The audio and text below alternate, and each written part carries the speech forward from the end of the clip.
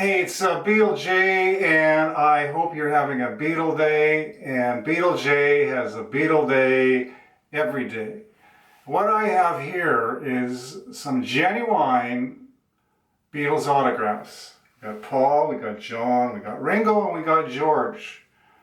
Now, I got this from an estate of a dead hippie who was actually responsible for booking the Beatles into the Star Club in Hamburg. And the gentleman's name was Flint Black. There isn't many references of Flint in the Beatles history books, but VJ's in the know. So I have been offered $100,000 for my genuine Fab Four autographs. But VJ isn't about money. And I'm considering, though I'm not making any promises, of giving away my genuine Beatles autographs to anybody who subscribes to my channel. Because Beatles